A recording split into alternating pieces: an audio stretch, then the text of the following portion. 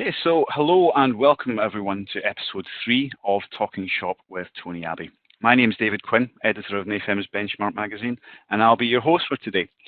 Just a reminder that this series is part of our wider NAFEMS community programme of online events that we are delighted to be bringing you with the help of Tony and others. You can see more details on the NAFEMS website and hopefully find something else of interest as well.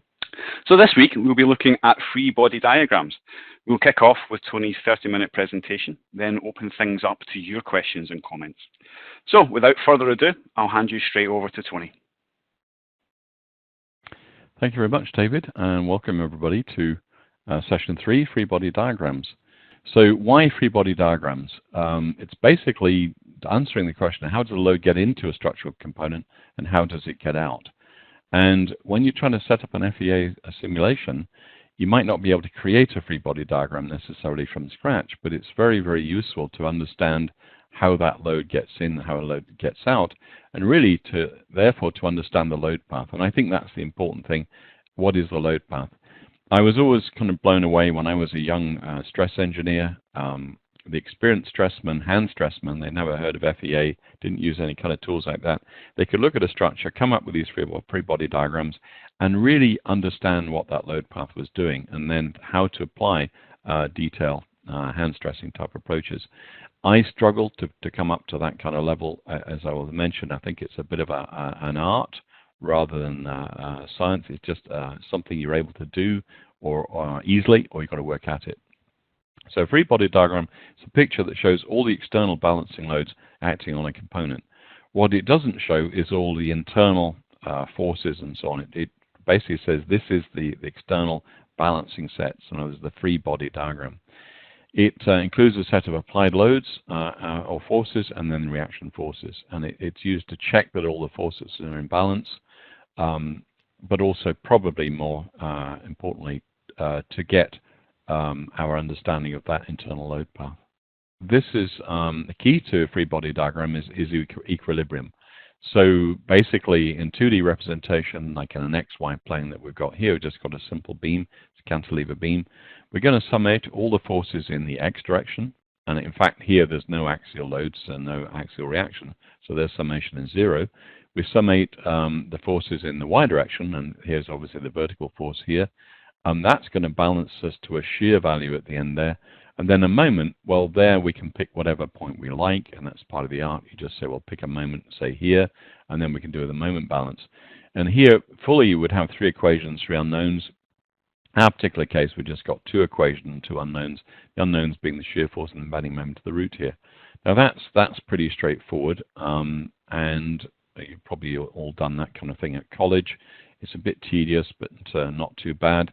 And then we get, as we move further on from your college days, we're using equilibrium to find all the forces. That's okay. That's pretty straightforward. But if we've got redundant load paths, in other words, statically indeterminate structures, then we can't do that. So we wouldn't really dive into a general kind of structure and say, let's do the free body diagram by hand to check what's going on in the FEA analysis. It's more we'd kind of apply the loads, probably use FEA to get the reactions out, and then look to see what we've got is often the approach I would take there. Because it's statically indeterminate, we've got to start using energy methods. So, for example, the middle diagram here, there's one redundancy, that prop support.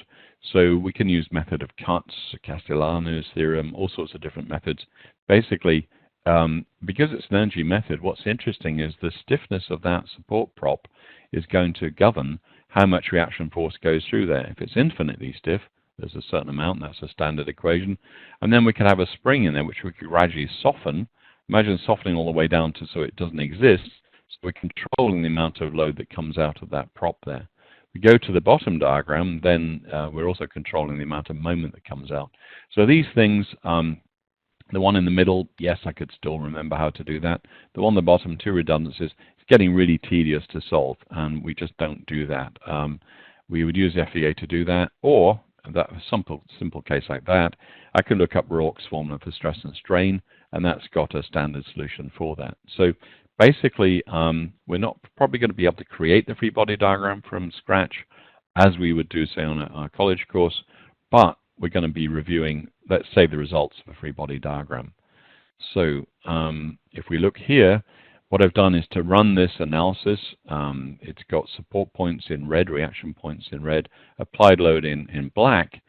And I'm using the free body diagram tools in the FEA program. That's something I really encourage you to do. It's way too complicated to do this by hand. To be honest, some of the FEA programs, it's tough to get the free body diagram out. You've got to figure out the workflow. But I really would recommend that you figure that out and come up with a diagram like this. I do like to see this kind of diagram in a report just so we can see what's going on. And we can kind of observe this and say, well, this would be, for example, bolt load pickup points. And I can see they've got a couple going on here because I've got a little bit of an offset in here. There's a horizontal component load which is giving a couple on top of the equal balance that we get otherwise. So you can kind of read all sorts of things into this. As a designer, you can start to think, well, maybe I can control the directions or the distribution of this load, remembering that stiffness attracts load. So if I can change the stiffness, I can change the reaction going through there. So 3D, we've got 6 equations. So summations, again, the translations, the rotations, again, way too complicated really in practice to do by hand. Although certainly detailed stressmen, and back in the day I would have to do something like this by hand. You have to simplify and so on. I wouldn't. It's like everything else. It's like you do your apprenticeship and you think, well, I never want to do that task again. You know, like dressing out something by hand, planing something by hand, and so on. You don't want to do that, but it teaches you what engineering is all about. Same kind of idea here. Now, the general definition of so is it an action or reaction? Is basically one of the issues. Free body diagrams, in my view, are not easy. I've had a couple of people already. I wrote an article for a Digital Engineering magazine, taking a lot of that in here, and you reused it. A few people were saying, well, what's your problem? It's dead easy. I don't think so. I think free body diagrams to set up and interpret are actually quite tough. And one of them is it a reaction force or is it an applied force? It can be a little bit debatable. In the general sense, do we think of that as an action or a reaction? That's going to control the way we think about a free body diagram. So it can be a bit debatable. In an FEA model definition, it becomes clearer because you've just decided what you're going to do. You're going to say, well, the actions are the forces I'm going to apply. The reactions are my constraints. So you've already segregated these into an action and reaction. In a way, that's a little bit arbitrary, and I kind of go through that. So why the confusion? Well, a true free body diagram is a bit more philosophical. Is it an action reaction? It's up to us to decide what we want to call it there. It's really not interested in so much in actions, and reaction is just defining the fundamental nature of the load path through the component. And I think that is one of the areas that I certainly kind of struggle with. So here's some examples. I've got a conrod here, so I've got the little end and the big end. And I can either view this, just looking at the top row now, I can use this and say, well, there's the action coming through from the crank, and it's reacted at the little end. Or I can view it, and why would the little end think it's a reaction and the big end think it's an action? That's why I say it's philosophical. We can then say, well, the little end sees the load, and the crank is reacting it. Or we can say, well, they both see the load, and then the load path is down through the structure. So the top row, it's philosophical. It's up to you how you describe it. By the way, the little cross through there is the old way that we always kind of said action and reaction. It's kind of handy to kind of do that. You come to FEA, and then there's some very big implications. So the bottom row here, it's like, okay, condition A and condition B. I've decided that my reaction is going to be the little end and the big end. That's the way we approach it. I'm getting comments popping up as we go through, and it's kind of fun. Somebody just said, my head's hurting already. I know what you mean. The one in the middle, the one on the bottom right is the one I actually like to load up. There's a method called the 3-2-1 method, or minimum constraint method. Well, why prescribe constraints? Let's think of everything as actions. And if I can, that's the way I like to do FE analysis. That could be perhaps the topic of another conversation. So the FEA implications, very big deal on the bottom row there. So again, is it an action reaction is another issue that we have to face when we come to free body diagrams. And then we've also got sign conventions. Here's my conrod again. I can have a natural load sign convention saying, well, this is the compressive stroke, let's say like the compression stroke, and we are squeezing. So we get a nice compression in here. And I look at that and say, well, there's going to be reaction here, or applied load here and applied load here, and it is in compression. I'm going to write this in the natural state. So my sign convention is just going to be F1 equals F2. Or I can say, let's take a more kind of rigorous approach. To the right is positive. So then basically F2 becomes like becomes a negative value. So F1 plus F2 equals 0. The force direction isn't assumed, and so we'll apply a sign value to that. It'll become a negative force there. By the time you've done that, and you think about action and reactions, this is where we start to get into this kind of little bit of mix-up. And I have to often kind of do these things 2 or 3 times. Maybe it's just me. Maybe everybody else there is saying, well, what's your problem, Tony? Why do you get into this muddle? But this is some of the issues. Now, whoops, the conrod doesn't just see axial loads, compression and tension, which would be nice. Unfortunately, conrods see bending. And that is not just due to somebody, say, driving through a Ford, getting water into the piston, and then you get a tremendous compressive load, which will get a buckling force. You actually get inertia loads coming in. So where do the off-axis loads come from? We've got to draw an acceleration or inertia diagram. These are accelerations being applied to the conrod. So from the CG point of view, we have a linear acceleration running this way, acceleration running that way. We've got an angular acceleration and also centrifugal loading. That lot as an acceleration added to our normal free body diagram gives us now F1 and F2 that can be an oblique angle. It doesn't be acting through the center line here. And equally here, F3 and F4. By definition, we've got F3, which is now a force which is normal to the axial direction. So that's going to give us the bending. So it's not a very nice full body diagram to do. And I must admit, I spent about 3 days trying to work through this. Merriam Mechanics Part 2 Dynamics, there's a page reference in there. If anybody's interested, I could kind of pull that out again later. That I slog through, and it's like whenever you get like a definitive work through there, then it's fantastic because I can just follow that. It's tough. So inertia loads, again, can be very important in many cases. Overlay them on free body diagrams, and it's our easy challenge of free body diagram is looking not quite so easy. So a couple of examples from my own career. This is very early days as a stressman. I was sitting opposite a good friend of mine and an excellent stress guy who's been at it for probably about 15 years. His challenge was it was a control circuit it was an early Western helicopter. This isn't exactly the right helicopter, but the same kind of idea. And his case was 2 pilots disagreeing.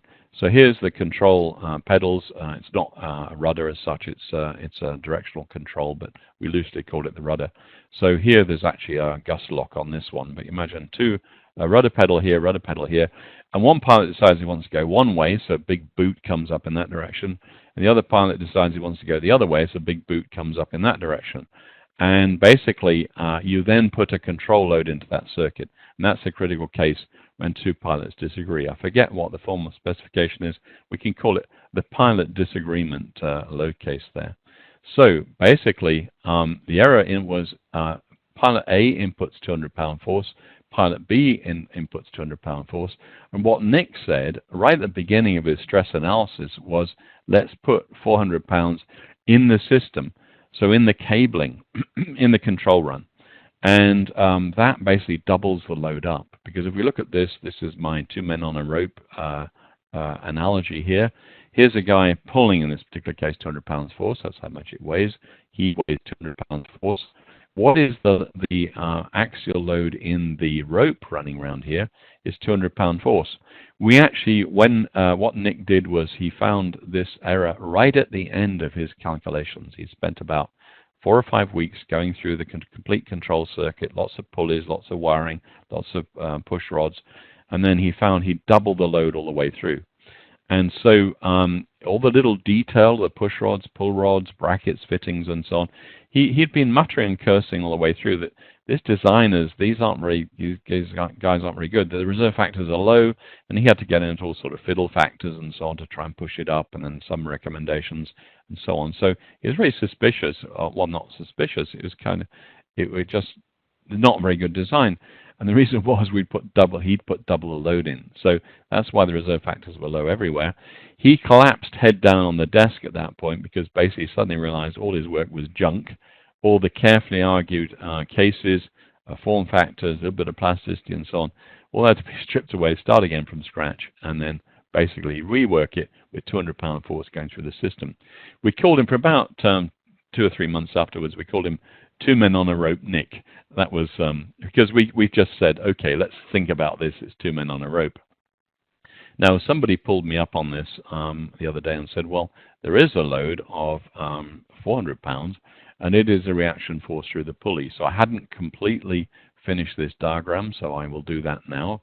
The reaction force, if we look at these as all external forces, is 400-pound force. And me leaving that off is a classic little trap that I fell into there. So that was a trap. Very, very experienced dressman. Just a quick snappy catch, 200 pound in, 200 pound in, 400 pound in the system, and you can see that's the kind of issue that we're talking about there. So that was a bit of a fun one. That was a long, long time ago, but I always remember that. If you're that experienced and that clever, you can still fall into that easy trap. So that's the end of a detailed stressing analysis. So in the same way, when we looked at that free-body diagram of the FE analysis, it's useful to look at that very early on to say, did I mean the simulation there to pump out reactions there or to pump out reactions there? The same way we talked last week, about sanity checks. We can use this as a sanity check. There's a free-body diagram. Is that the right design intent? Is that the right physics coming out? So I think they serve many purposes, and it really is a great way to figure out what's going on. But they are tough. Go into this example. Is the Kansas City example. This was a real tragedy. It happened, I think it was 1981. So actually, ironically, it was just about 3 years after Nick did his 2 men on a rope thing. So this was late 70s, so early 80s. This was a classic example. Now, these walkways obviously shouldn't be down here on the ground. They started as suspended walkways. That's a ligament running up there. It's a rod up there. That's come down with it. So basically, there was a dance, and the investigation showed that there wasn't really that many people. It wasn't like it was, I guess it wasn't like a Rod Stewart concert or something, which was absolutely packing people out. There was just a scattering, really, a sprinkle of people around here. The main dance was on the floor down in here. This walkway connected rooms, connected elevators, and so on. But the key thing was that the walkway is suspended by threaded tie rods retained by nuts. So they failed, and a lot of people were killed at that particular point. So what we're going to look at is why they failed. And they failed because of a misunderstanding of the free body diagram. Now, the original design was to have this is a walkway, it's a bottom walkway. It has a certain mass times acceleration. Here's the next walkway up, certain mass times acceleration. And just looking at an overall free body diagram, obviously, the rods coming out of that is the total weight is supported and split between the two rods here. Now, I simplified it as a planar diagram. It's obviously going to be a 3D diagram, but that's just the way we're going to do it. So basically, half the load comes up here, half the load comes up here. So basically, the load in the rod is getting accumulated. We have M2 times G over 2 here, and then added to that is M2 M1 G over 2. So basically, that much. The bottom rods are only supporting the bottom walkway, and then the top rod sections is supporting both walkways. So there is a doubling of the load, but it's basically occurring in the axle and in the rod. The nuts supporting here and the nuts supporting here just carry the same load. It's evenly distributed between them. So this was the original design intent. The trouble was you've got to have a long thread running down through here, and you've got to have a nut which is going to be winding up. If I go back to the diagram here, you can see the height of that rod. and so that's going to be an awful long thread just to wind that nut on. So the design changed, and this is just kind of explaining how the nut is picking up the load on the original design.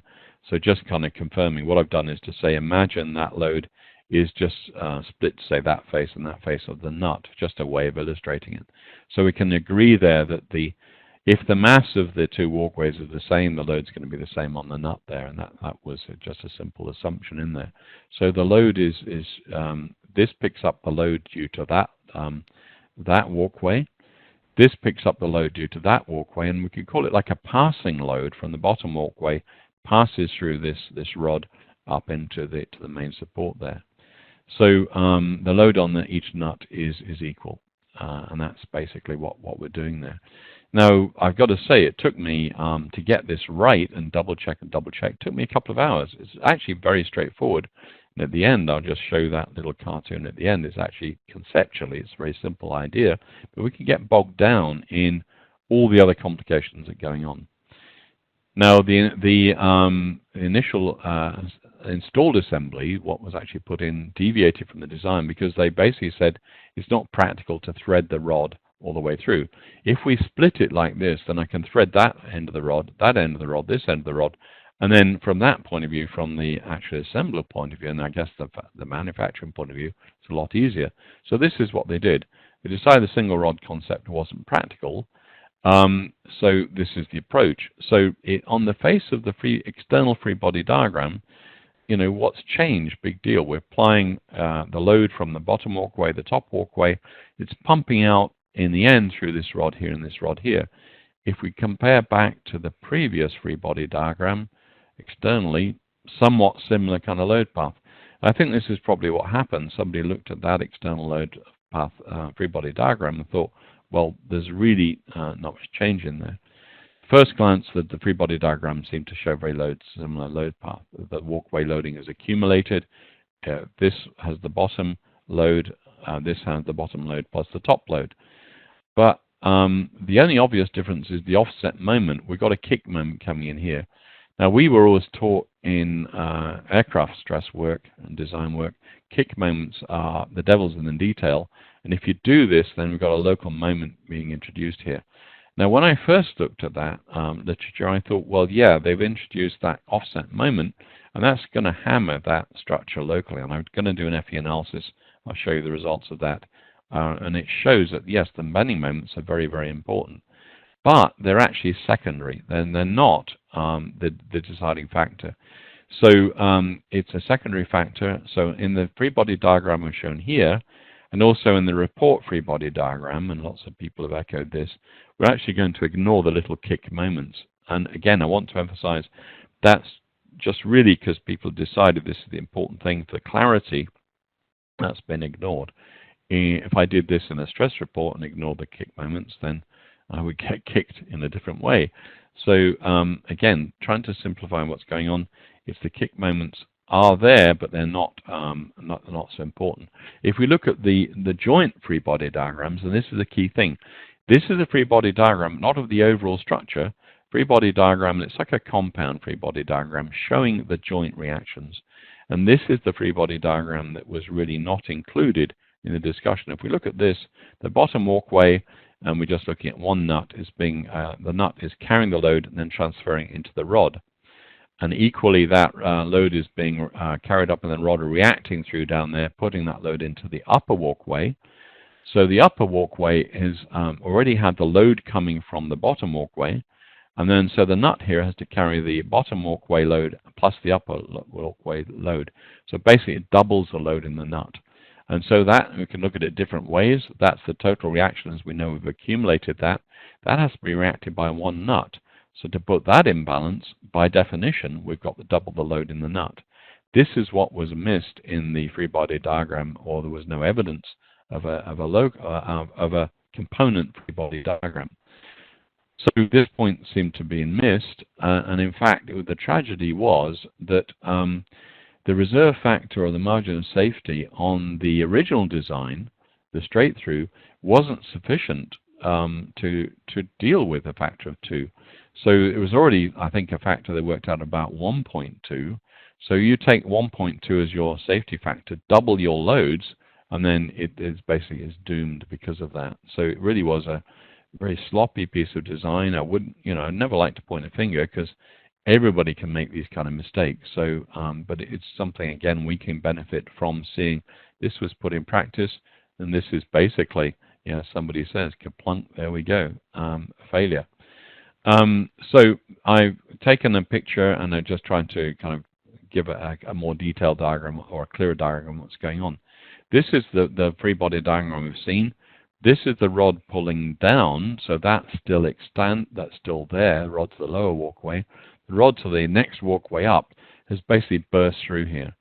So it was actually not a failure of the material as such, continuous material. To compound it, there was actually a seam weld in here, right through where that failure is, and there was no blanking plate, or there was no reinforcing plate welded on top. So you've got double the load acting right on something which is a seam weld, and this is prone to buckling as well. So it really is an awful design, just ripped through completely through here, and that was the result of it. So you can say there were other compounding issues, but basically it was fundamentally a misunderstanding of this doubling of the nut in here. So I think this is probably the key thing highlighted in red here, a failure to look at a local free body diagram and figure out what was going on there. So that was the issue there. I did an FE analysis model of that, and I wanted to show, can I kind of replicate that? So rather than using box beams, I use channels just for quick and easy kind of modeling. I've shortened the rods because they're obviously very long rods, and that means a lot of mesh there just to carry it. I've guided one side here. I've just put that on constraints which don't allow rotation, so then again I don't have to model the rest of the structure. What else have I done? Instead of putting a load in, I put a pressure distribution which equates to the load coming in there. The upper rod is fixed at the top end in here, and I use what's called linear contact. Linear contact is it's basically a small scale contact. We're just looking at the solver will partition those regions which can only have contact make or break. There can be no other general nonlinearity. So it's a cheap and quick way of running a contact. It's called linear, but in fact, behind the scenes, there's usually 5 or 6 iterations to quickly get you to what's usually a fairly easy convergence to achieve. So that's the setup, and this is the result that comes out. This is just showing the mesh. This is showing the displacements. I just wanted to get a feel for, obviously the bulging is in the right place. This is bulging up, that's bulging down, and so on. But we can also see there's bending coming this way very clearly, and there's also bending going the other way. Now, the bending this way is just because of the fact we are bending up in here, but we're also getting bending between there. This is the offset moment that I was talking about. So it's actually quite complicated. I wanted to look and try and understand, okay, I can see the load balance probably from the free body diagram. What are the stresses telling me? And what I found, and I make the conclusion, is that the FE analysis in many ways gets in the way because there's too much information going on there. I didn't try and simulate the buckling of the failure mode in here, in this rupture here, and I didn't try and represent the weld line of the rupture. We're just trying to see, could I see clearly from the FE analysis what's going on? So here I'm looking at the von Mises stress, and again, I've been brutal with the contours here. I like to control the contours. I wanted to see if the stress is double in the region here compared to here, which means the nut reaction forces and everything, the bearing forces are double as well. Lo and behold, there's 10,000 noted there, and there's 5,000 noted there, and the colors kind of show the result. Now, it took probably, again, about an hour rummaging through the post-processor to try and identify very clearly what's going on. The stress is all over the place due to the doubling load on the nut, but also due to the offset kick moment, and also stresses coming this way. So a lot of stresses going on. Longitudinal stresses, I just wanted to show the bending stress running through here. And again, there's a stress concentration factor coming in there. Stress concentration factor here is double stress concentration factor there. So it's all kind of convincing me what's going on. Also, von Mises stresses, I don't know if it's compression or tension. I whipped around, looked at the top surface, the bottom surface, just to convince myself what's going on there, to try and, if you like, see sometimes we have the English phrase, I can't see the wood for the trees. Basically, there's so much stress distribution, very complicated. With the help of the free body diagram, that guided me on how to figure out how to plot these stresses so I could actually see what's going on. I also did a comparison, and this is a straight through, and this is the straight through design. Same stress level here, same stress level here. So I always kind of thought back to myself, if I'd just seen this FE analysis, I hadn't done a free body diagram, and obviously hadn't had the benefit of hindsight, would I necessarily have picked up that fact that the reaction forces doubled up in here underneath the nut because of all the stresses which are going on there? And that's, I don't honestly know the answer to that question. Here I'm coming with the benefit of hindsight. A good detailed stressman would have picked it up straight away. I might have got so overwhelmed by the complexity of the stress pattern, I might not have seen it. This to me is the most compelling, comparing this to the previous one, and then even I could figure out, okay, there's something different going on in here. So the Kansas City final design, that free body diagram is tricky. The resultant load path definition is tricky. I find with free body diagrams, it's like a lot of things. I'm good at anagrams in crossword puzzles for some bizarre reason. I can see the anagrams pretty well straight away. Other people just look at me blank, say, well, how did you see that? I think free body diagrams are much, much the same kind of thing. You either get them straight away or you got to work at them. If the majority of people like me, you got to work at them, and you probably get through 3 or 4 different pages or sketches and so on to kind of figure out what's going on there. The FEA result almost gives away too much information. As I'm just kind of recapping, it took me a long time to figure out the best way to plot the stresses, even though I know what the conclusion was. And that's often the case, I find, when looking at stresses coming out of an FE analysis. I've got to figure out, I've got to control them. I've got to control the legend, control the components to get an understanding of what on earth these stresses are trying to tell me. Basically, the stresses are following the load path by definition. So if I understand the load path, I understand how the stresses got there, why the stresses are there. So the bending due to the offset between the rods dominates, and the result stress contribution is complicated. I won't say it's the most dominating factor, but it really does play a role there. It wasn't mentioned in the report, and it perhaps should have been done, but it was a compounding effect. The basic point was the doubling up of the load on the nut, but basically it took a little while to do that. So as I mentioned, the clearest indication was comparing the straight-through design with the offset design. The hand calculations ignore the bending effect, but in some ways, again, if you're doing a free body diagram, you say I'm deliberately avoiding that kick moment to understand more clearly what's going on. Again, that's useful kind of practice. So having set all that up, I had this correspondent, David Botos, sent me an email, I think a couple of days ago now, and he said, well, this is like somebody climbing up on a rope. We've got a guy climbing up on the rope here. He's carrying his own load, and so he's seeing the pain of his own weight. The guy beneath him is also seeing the pain of his own weight, muscles and arms and legs and so on, under stress. The rope sees his weight at the bottom, and then here the rope sees double the load. But we haven't got that guy up the top there in some difficulty because the loads are doubling up. We changed the design, and this is the analogy. Now, this was 2 men on a rope, so it's kind of, again, another extension to the cartoon, Nick's cartoon, 2 men on a rope. So going around a pulley, there they are, and the load in the middle there is going to be the same load between this guy and this guy. We're going to get, let's say, 200 pounds. He weighs 200 pounds. 200 pound goes in there. That's the essence of that diagram. This diagram, we've got 2 ropes. So now that rope runs out, and it's connected around this guy's waist. That top rope stops.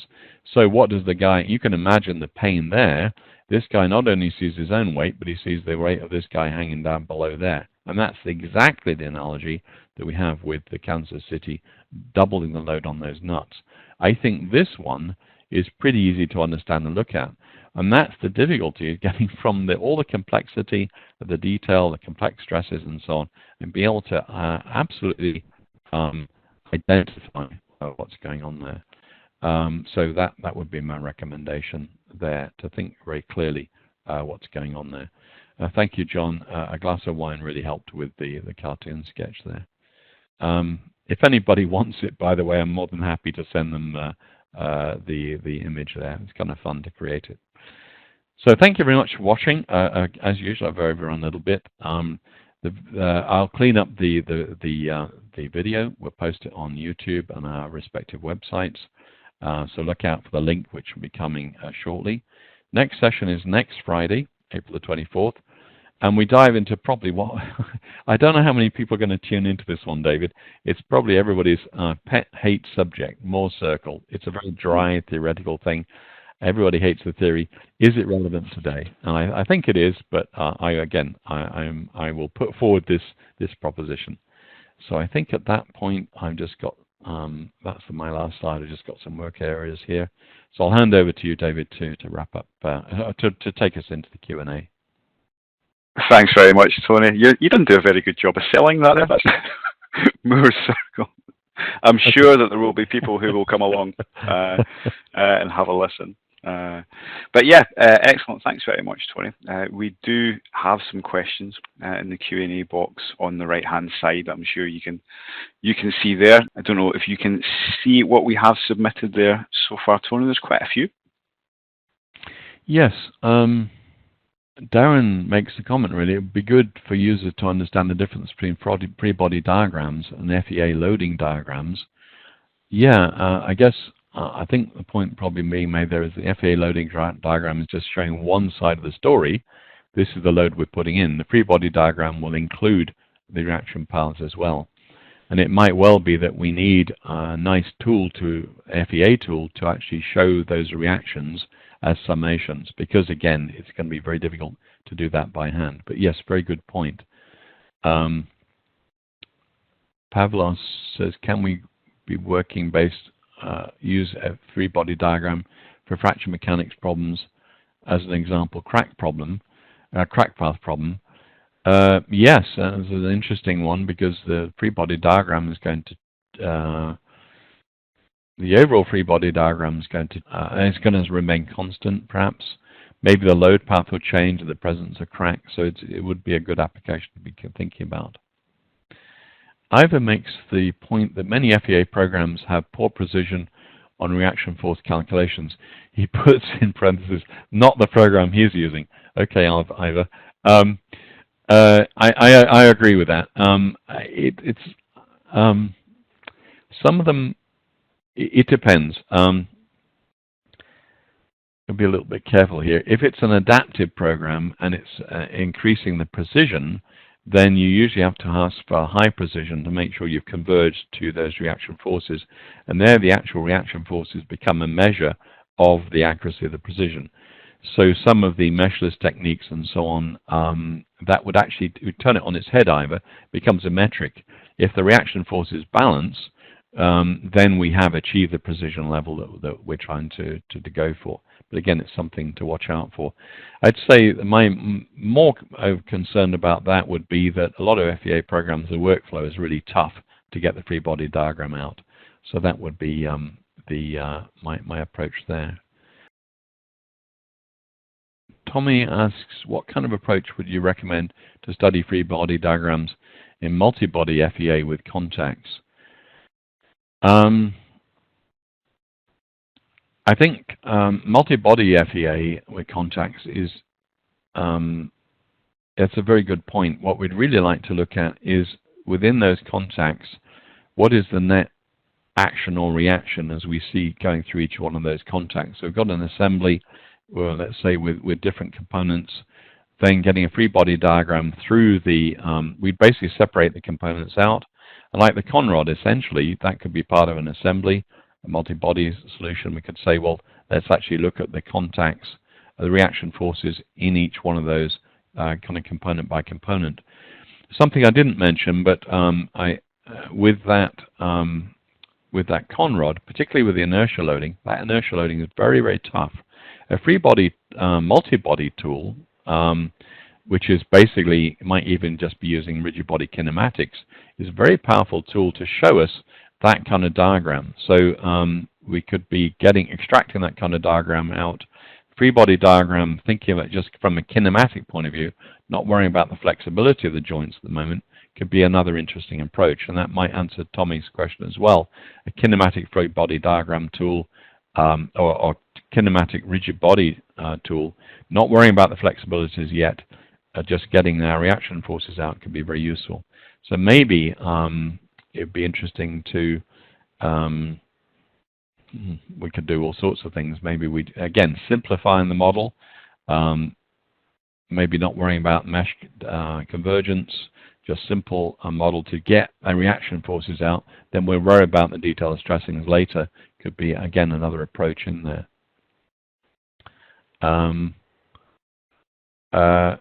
Badri makes a point, a webinar on the 3-2-1 method with 4 or 5 examples would be great. He's taking my basic FEA class, which is running in parallel, our e-learning class. Unfortunately, that's not a free Venn, guys, but it's going on at the moment. He still has some questions on the 3-2-1 method. One of the things I would mention is a little bit of a promo here. These are going to be available on my website, on the NAFEMS website. I will be linking these free body diagram, this half an hour here, or whatever it ends up as be. That will be linked as a supplementary part of that course from now on. So there's another kind of, repurposing of things is great. So I'll be repurposing these diagrams, these videos, these illustrations, and so on in my online courses, my e-learning courses.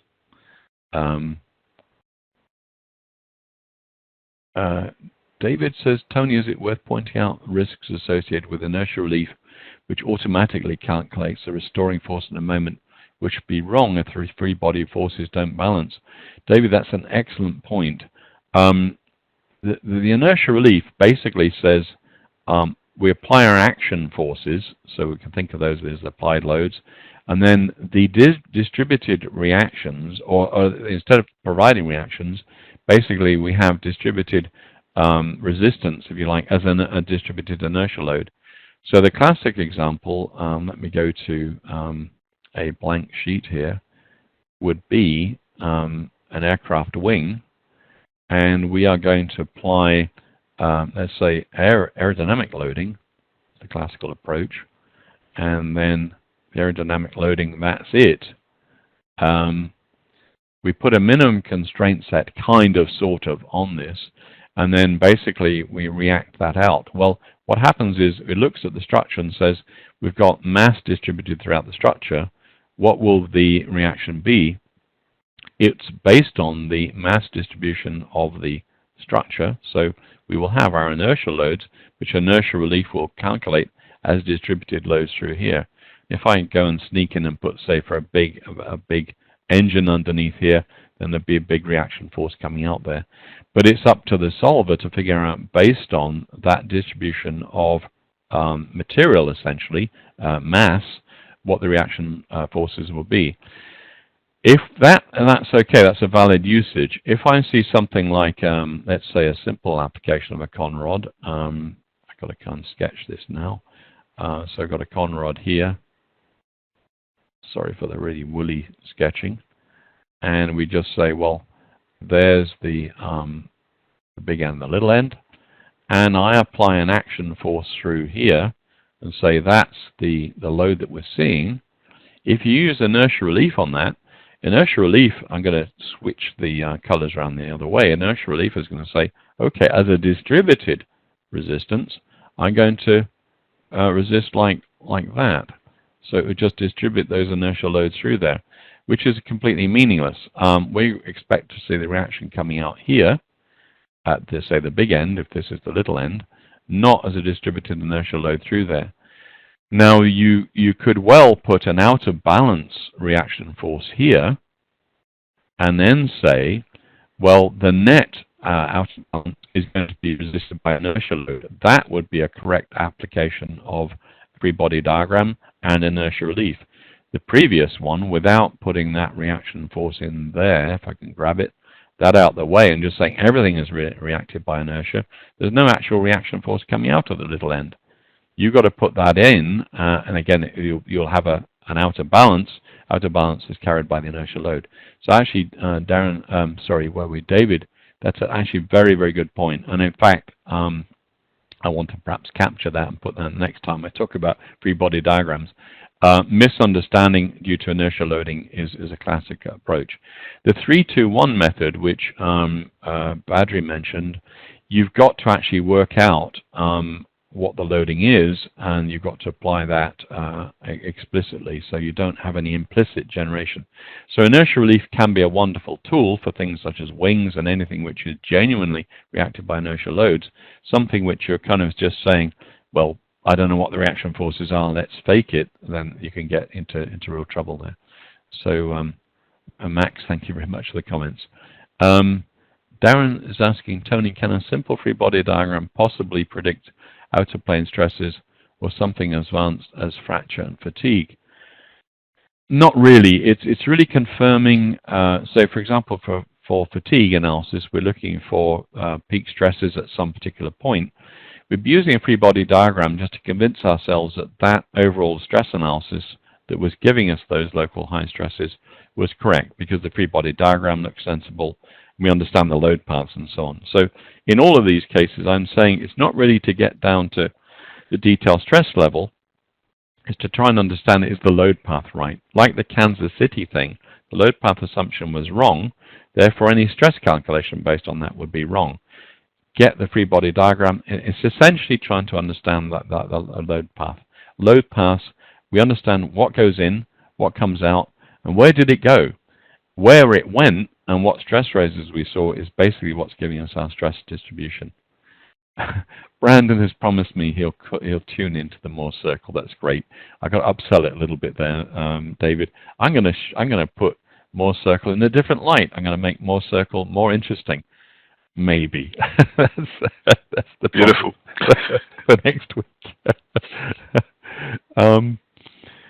Thanks for the talk, Tony Harrison. I would like to share that image with my shop. Just send me an email, drop me a line, Harrison, and anybody. I'd be delighted to show that. In fact, I might on LinkedIn. I'll just put that up there. What do you think about applying free body diagram and pressure vessel design? The pressure vessel design is a very complex analysis. That's actually a very good point. And I have another example here, and I call it like the scuba tank syndrome. If I got a scuba tank, basically there's my scuba tank, and I just draw it as a thin wall diagram. Apologies there. It's under pressurization. Inside there, get the arrow up. And it's under its internal pressurization. Obviously, these should be normal to the wall here. And okay, that's under pressurization. What are the stresses developed in there? Well, we've got hoop stresses running around. We've got axial stresses, so PR over T, PR over 2T. We've got radial stresses coming through which balance the internal pressure. That's it. Actually, free body diagram is a zero balance, is a zero sum game. So that's actually a very good one. You've got to start taking section cuts, and interestingly, I just remember a horror story. My first ever interview was at Rolls-Royce, and Rolls-Royce engines in a long time ago. And the guy said, well, can you prove, as we just said, PR over T, PR over T? Hi, David. I see you're back. Am I back? Yep. Yep, you're back. I think everything just bombed out there for a second. Yeah, I think WebEx is still having the tremendous issues we had yesterday.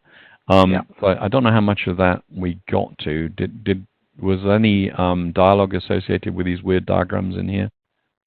I don't think so. I think you were just talking about it being a zero-sum game, and then we went. Okay.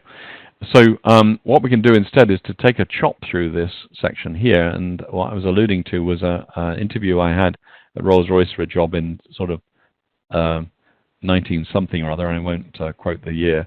And basically the guy was saying, thanks, Josh.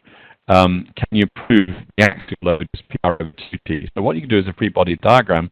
You work out the net thrust associated with that pressure, you work out the area that's being applied in here, and then out falls PR over 2T, and so on. So that's an example of free body diagram from the pressure vessel point of view.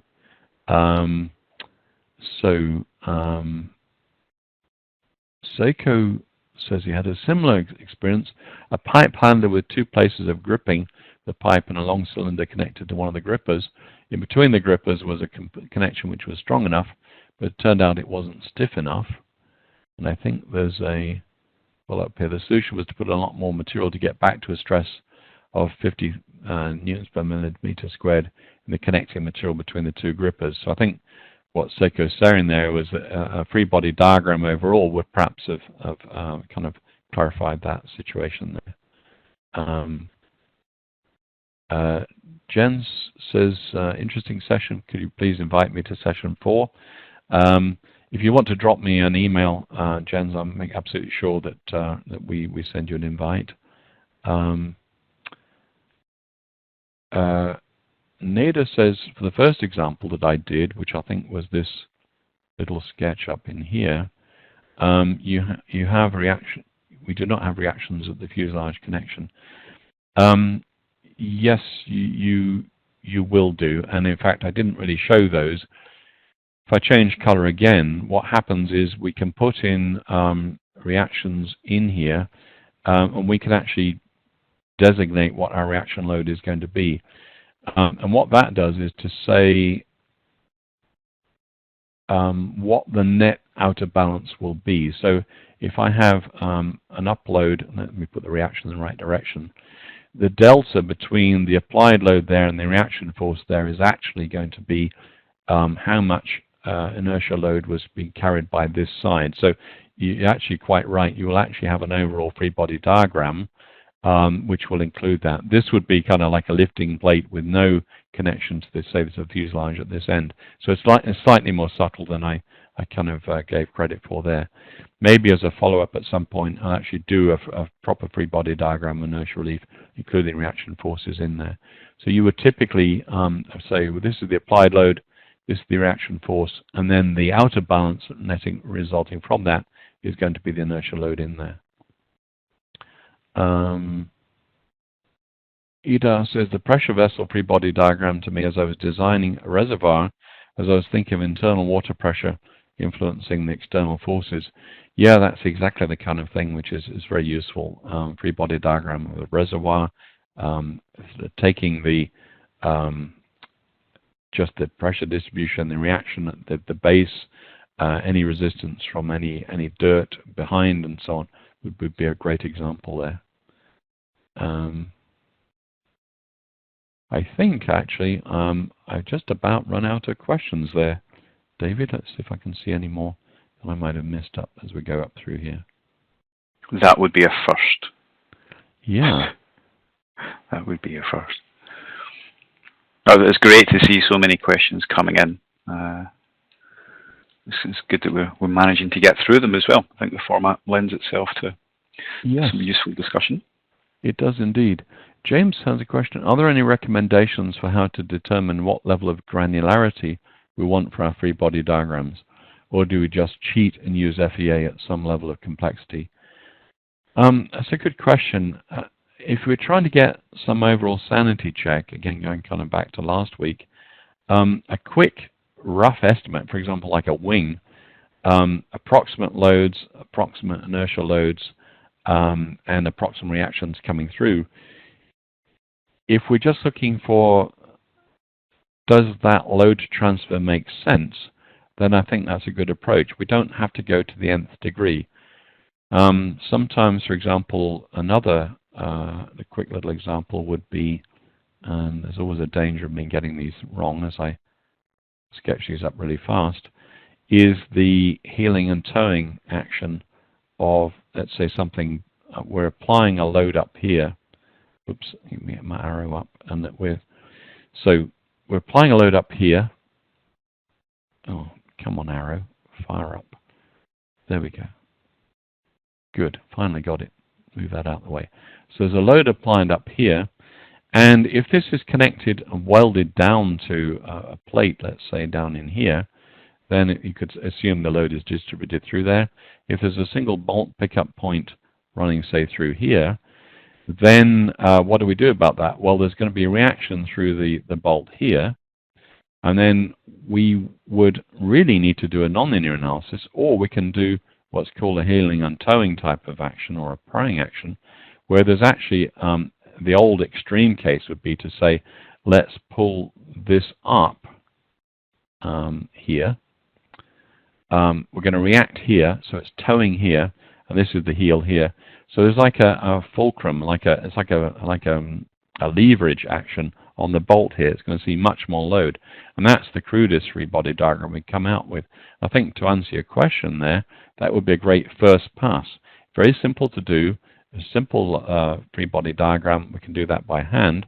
A more subtle approach would be to go in and say, well, we know that in fact we're going to have actually a distributed reaction there. So the reaction would be, let's say, a reaction more like that. So the footprint of the reaction is now a distributed pressure in here rather than my single point force. And typically in hand calculations, this is probably the path we would take. I'd probably say, let's just check the stresses in here, just do a point force there, everything okay, good to go, don't worry about it. If it isn't, say, oops, I need to now start to put in some weasel words to work a little bit harder, a softer distribution, this is all hand calculations, then it's good to go. So I think that's in the spirit of the question there. A quick, rough free body diagram like this is very, very useful. I have seen people actually post articles and posts doing an FE analysis of this exact problem, where they've actually got the free body diagram wrong, and then that they're using that to say, well, this is the contact distribution path. They put it the wrong side, and very strange things were happening. So again, yes, a quick rough and ready free body diagram, figure out what's going on, doesn't have to be exact, gives me a sense again of that load in, load out, and hence the load path going through there. So I think we'll stop at that point. I think it's probably a good point to stop there, David. So I'll just go back to the promo slide, because being a marketing guy, I know you'll love that. So there we go. And I'll hand over to you, David, to wrap up. Just say thanks, everybody. Fantastic to see you all here. Again, delighted to be here. So over to you, David. Thanks very much, Tony. Again, thanks to you for today's presentation. Just as a reminder, this is a concept that Tony and NAFEMS come up with just when everything started to kick off a few weeks ago. So we're really glad to see everyone joining in and coming along and enjoying Tony's presentation. As Tony says, the videos will be posted on YouTube and on respective websites for NAFEMS and FE training. You can access episodes 1 and 2 and this episode shortly as well. The next episode on Moore's Circle will be next Friday, round about the same time. I've been doing some reading on Christian Otto Moore while you were answering some questions there, Tony, and apparently he had a direct and unpretentious lecturing style that was popular with his students. So I'm not saying you've got a lot to live up to next week, but I'm going to get you to do a little guest spot then, David. You can give us the autobiography, the biography of Mr. Moore. Absolutely, absolutely. We'll do it. This is your life. So yeah, I hope that everyone has a great weekend, has a good week. Stay safe, and check out the other activities we have going on at the NAFEMS website and with Tony on the e-learning classes that are starting in the next few months as well. It's all worth checking out. But for now, it's goodbye from me, goodbye from Tony, and we'll see you soon. Cheers. Bye, everybody. Take care.